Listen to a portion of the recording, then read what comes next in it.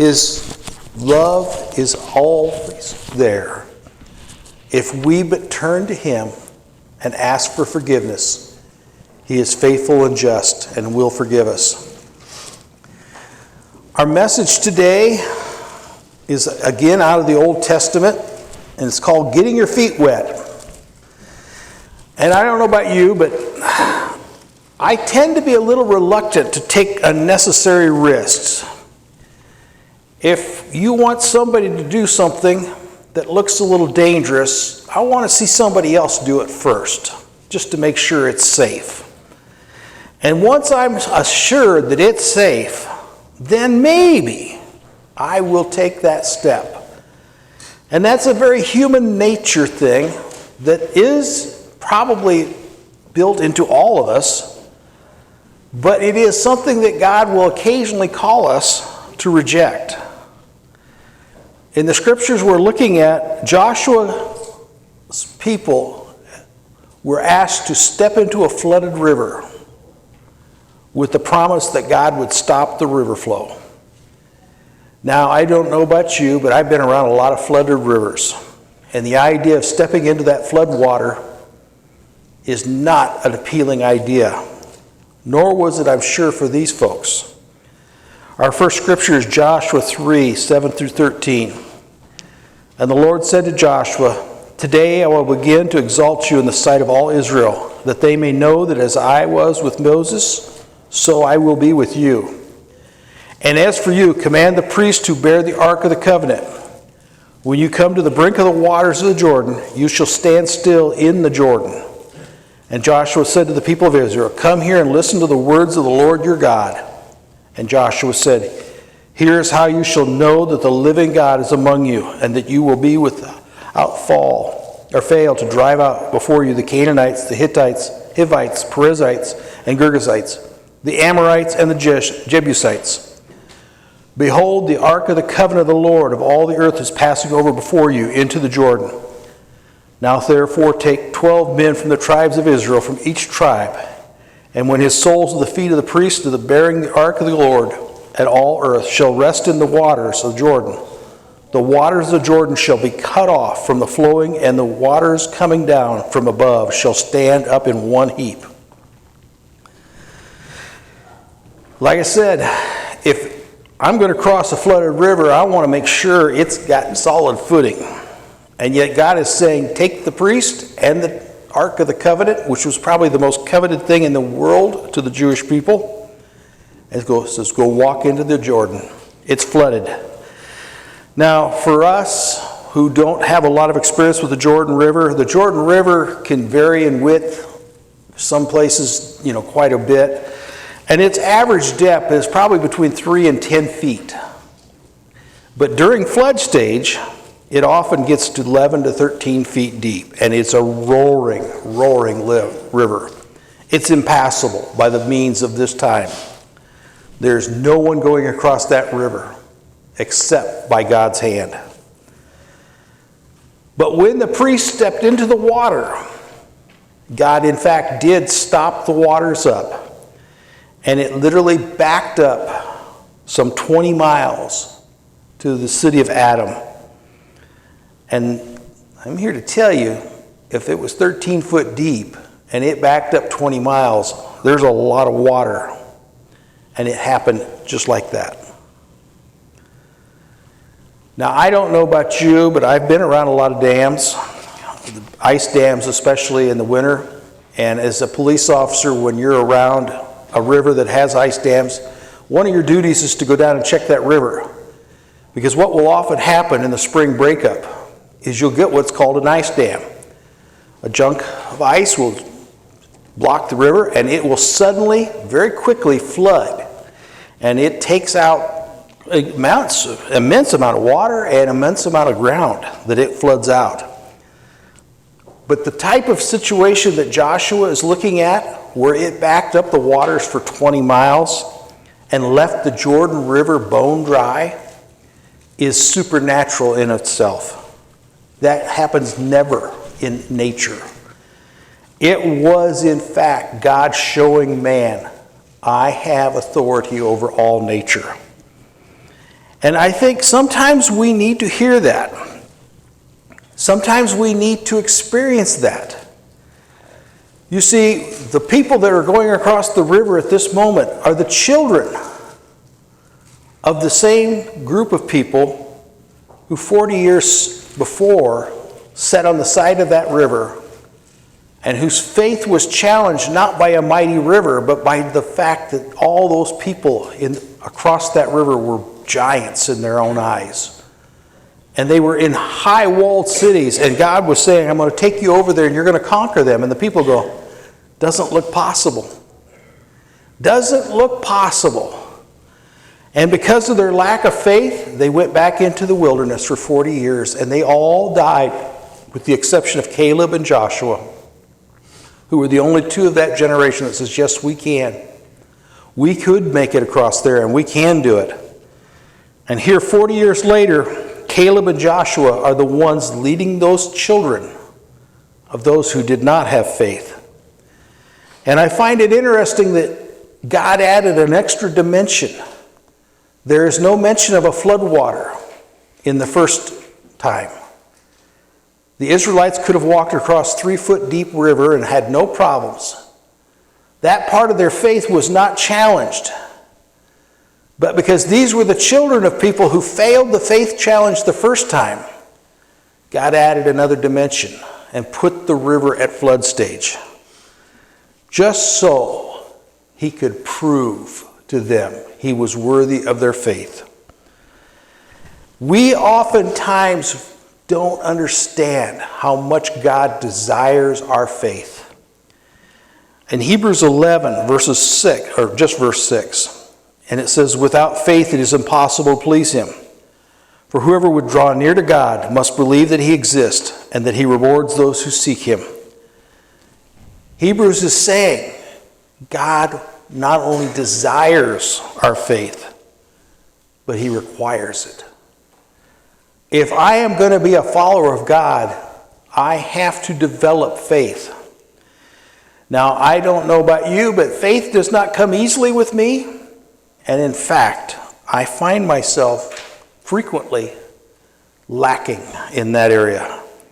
Which leads us to our second verse, which is James 1, 5 through 8. It says, if any one of you lacks wisdom, let him ask God, who gives generously to without reproach, and it will be given to him. But let him ask in faith with no doubting. For the one who doubts is like the wave of the sea that is driven and tossed by the wind. For that person must not suppose that he will receive anything from the Lord. He is double-minded man, unstable in all his ways. These people were the descendants of a generation that refused to put their faith in God, refused to trust God, and they paid the penalty of all of them dying in the wilderness. And now God is asking their children to take that same step of faith, but with an added twist. There's a flood. And I will say, when it comes to faith, it's not easy to put our faith in God. And I will suggest to you that I think there was not an accident that God ordained the priests to go first with the Ark of the Covenant. Because if you just ask one of the regular folks to say, hey, I think you should lead today, he'd go, not feeling so good. Maybe somebody else. But if you're going to take the religious leaders, the ones who claim to believe in God, the ones who claim to trust in God, and you're going to put them at the front, and you're going to say, now you're the ones that are going to step into a flooded river, and then you're going to have the people follow you.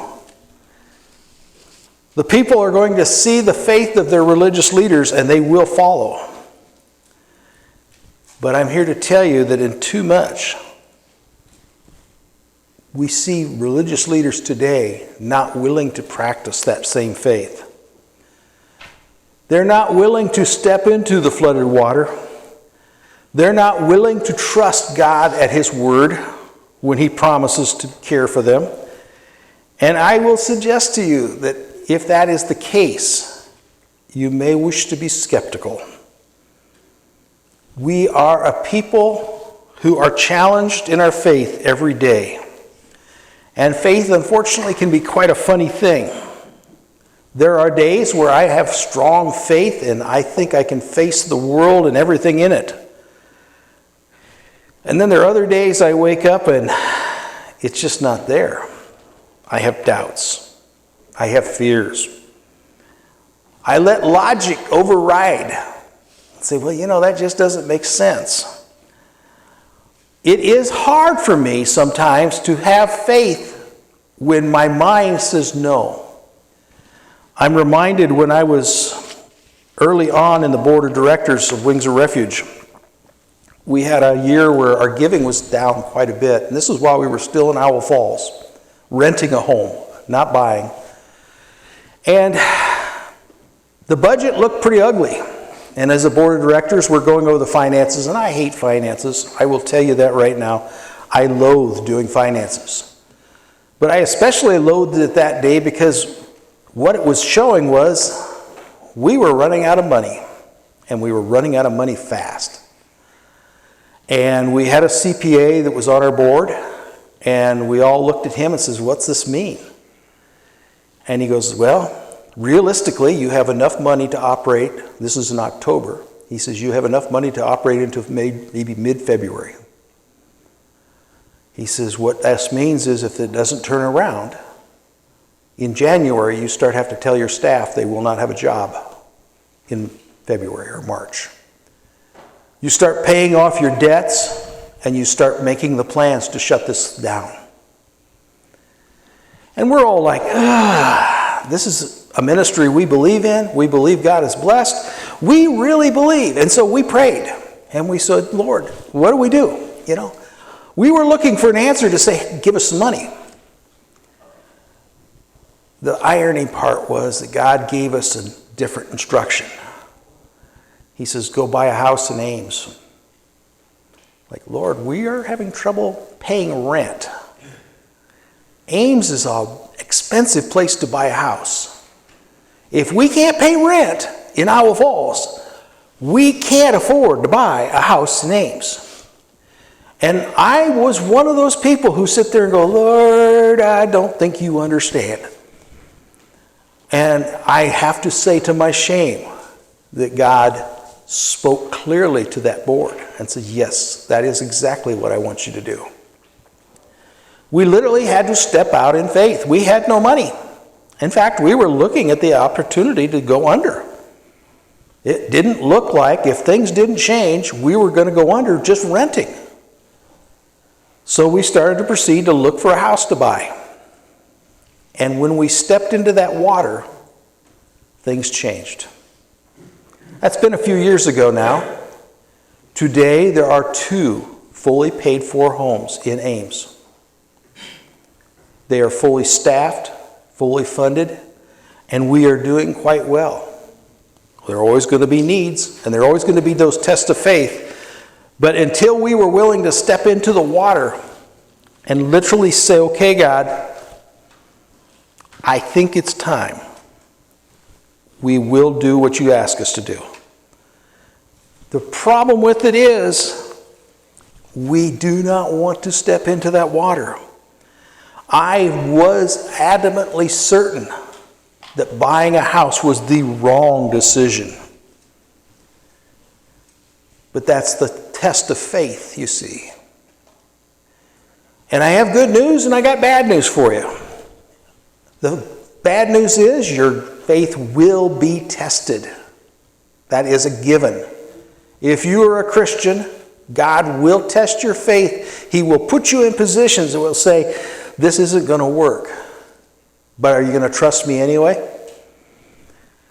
And the good news is, while you do that, there's going to be a lot of times you fail at it. Now that doesn't sound like good news until I tell you the second part. But very often, when I fail with my statement of faith, and like I said, I just expressed what my faith was at the first house. We had no more than purchased the first house. We hadn't paid for it. We hadn't got it all done. And God gave us the opportunity to get the second house. And I'm going, wait a minute. This doesn't make sense. This isn't logical. But I had already experienced the other crisis of faith. And what God was doing was saying, here's your second check. If you fail in a test of faith, the good news is God is going to give you an opportunity to go through it again. But much like the Israelites, don't be surprised if that next test of faith is even more of a stretch than before. Those first Israelites faced walled cities and huge people that were well armed. And that's enough to make me scared. Their kids faced those same walled cities and those same giants, but they also faced a flood. God added a second dimension to say, here you go. And I see that very often in my own life, that when God sees me fail a test of faith, He will give me a retest. But it frequently means I will be tested even more severely than what I was the first time. I do not think that God calls us to be reckless or dangerous, but He very much does ask us to trust Him and have faith in Him. Hebrews 11, 1 through 3 says, now faith is the assurance of things hoped for, the conviction of things not seen. For by faith an old received their commendation. By faith we understand that the universe was created by the Word of God, so that what is seen is not made out of things that are visible. God is saying that faith oftentimes means trusting more than your own gut will love you to do.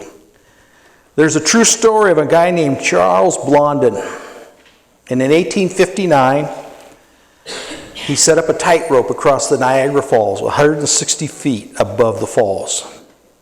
And he walked several times back and forth across that tightrope between Canada and the United States, with crowds watching and cheering him on. And every time he went across, he would make it just a little more difficult. Once he did it on stilts, once he did it in a sack, once he rode a bicycle. One time he even took a stove and cooked an omelet mid. And so on July 15th, after walking back across that same tightrope again with a wheelbarrow, the crowds just oohed and awed. And they had witnessed him do this many times, and they were just blown away by his abilities. And Charles Broden got to the side and says, how many of you believe that I can take this wheelbarrow back across the falls again? Everyone cheered, yes, we believe it. We've watched you do it. We've watched you do even more difficult things. There was a pause. And Charles Broden says, okay. Do you believe I can carry this wheelbarrow with a person in it? And they all, yeah, we think so, because you've done even harder things than that. He gave another long pause and he says, then who will get into the wheelbarrow? Surprisingly, no one got in that wheelbarrow. They all knew he could do it.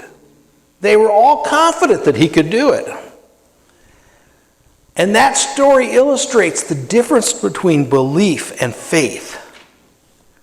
There was not a single person in that crowd that doubted his ability. They had witnessed him do so many weird, crazy things that they just knew he could do this one more time. Their doubts was not there. Where they failed was their faith. They believed, but they did not have the faith. When we are in a situation where we faced trials, it will always be a situation where we are going to be asked, how much do you trust God? And I think so often when I do that and I find myself in that situation, I find my logic mind arguing with my faith mind. I've read this Bible so many times. I've seen where God has delivered his people time after time after time through miraculous means. And yet, when it gets to that moment of saying, step into the flood, sit in the wheelbarrow, I start to balk. I start to hesitate. And it's not because I don't understand God can do it. It's not because I don't realize and accept that God can do it. There is that element of faith. And oftentimes, because we're human beings, we have to find ourselves at a rock bottom place before we have no other option but to trust God. And if that's the case, frequently, because God will retest our faith, too many people find themselves at that rock bottom place before they're able to put their faith in God. It reminds me of another story of a man who was walking along a cliff above a rocky bottom. He tripped and fell over the edge of the cliff, and as he was falling, he reached out and he grabbed a branch. And he sat there or hung there and cried for help. He says, help me, I need help. Finally, a voice answered and says, do you want help? Yes, I do. This is God. Do you believe in me? Man says, yes, I've believed in you all my life. I've gone to church and Sunday school. God asked, do you believe I can rescue you? Yeah, I've read in the Bible where you took people across the Red Sea, you delivered David from the lion's den. I've heard all those stories, so I know you can do that. And God says, fine. If you believe, let go of the branch. There was a long pause, and the man cried out, is there by chance anybody else up there?